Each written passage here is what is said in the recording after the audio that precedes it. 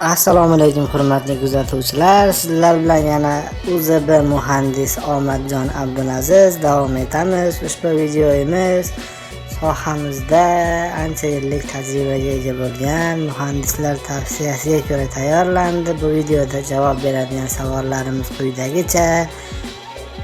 O'zi nega biz sen aytayotgan qizdiruvchi, sovutuvchi moslamalarni bilishimiz kerak?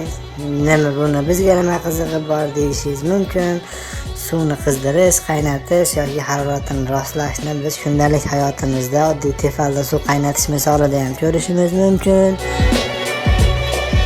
Bu lekin oddiy jarayon. Bu haroratni, suyuqlik haroratini rostlashga kirmaydi, shunchaki suyuqlik haroratini qizdirish, orttirishga kiradi xolos. Suvni qaynatish xolos bu. Texnologik jarayonlarda aynan harorat bilan bog'liq bo'lgan murakkabroq jarayonlar bo'lib, bu suyuqlik yoki bir yopiq muhitdagi haroratni, yuqori haroratni tutib turish, rostlash yoki vaqtga nisbatan o'stirib borish yoki pasaytirib borish shu kabi murakkab haroratga aloqador jarayonlar bo'ladi va bu jarayonlar texnologik jarayon, ya'ni mahsulot ishlab chiqarishdagi jarayon talabiga ko'ra o'zgaradi, o'sib boradi yoki tushadi yoki turg'un holda yuqori harorat saqlanib boradi. Buni mana ko'rib turishingiz mumkin ushbu infografik tasvirlarda. Dastlab bimetal plastinka yordamida bir martalik sikl berib tefalda suv qaynatib olish mumkin. Bu keyinchalik takomillashib termostat qurilmasi orqali, ya'ni maxsus truba ichidagi gazning haroratga nisbatan ta'siri ortishi natijasida bimetal plastinka deformatsiyalanish hisobiga NONC kontaktlar orqali mexanik jarayon harakat hisobiga yarim avtomatlashtirilgan. Bunda ham inson omiliga ko'ra ustavka zadaniya berilgan termostatga.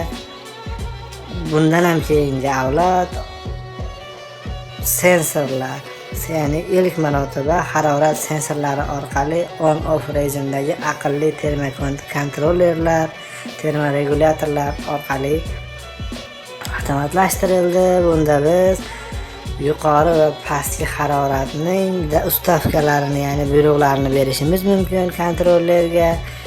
Kontroller haroratni muayyan yuqori darajagacha olib chiqish uchun tentga ish buyrug'ini beradi, ya'ni kuchlanishni uzatadi. Ishchi zanjiri orqali harorat yetib kelganda bo'lsa, haroratning pastki chizig'iga tushgunga qadar zanjir faol turadi. Faol bo'lmaydi, deaktiv holatda, ya'ni faol bo'lmagan holatda turadi. Pastki harorat chizig'iga yetganda bo'lsa yana qaytadan qo'shiladi. Bu rejim on-off rejim deyiladi, ya'ni yonib o'chish hisobiga ishlaydi, inson ta'sirisiz.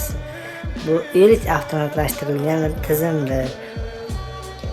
Bundan ham keyingi hozirgi kungi eng optimal yechim bo'lib turgan, energiya samaradorligi va foydali ish koeffitsiyenti yuqori bo'lgan rejim bu PID rejim bo'lib, proporsional, integral va differensial rejim hisoblanadi. Ratsifrovkasi shunaqa bo'ladi. Bunda haroratning yuqori darajasi, ya'ni bizga kerak bo'lgan daraja beriladi. Buyruq sifatida, zadaniya sifatida beriladi. Buni ish prinsipida tentga buyruq beriladi, harorat o'sib borish kuzatiladi, vaqtga nisbatan o'sib borish kuzatiladi va harorat darajaga yetib borgan vaqtda bunda ham dastlab zanjirlar uzib ulanadi va ulab uzilish vaqtlari qisqarish hisobiga harorat turg'unligiga erishiladi. Bu diagrammada to'liq ko'rsatilgan. Savollar bo'lsa javob berishga harakat qilamiz. Sog' salomat bo'lasizlar. Sizlar bilan Omadjon Abdulaziz UZB muhandis bo'ldi. Oxirigacha eshitganingiz uchun rahmat. Akasi biz Andijondan bo'lamiz. Podpiska qilasiz degan umiddamiz. Like, komment va podpiska kutib qolaman. Salomat bo'lasizlar.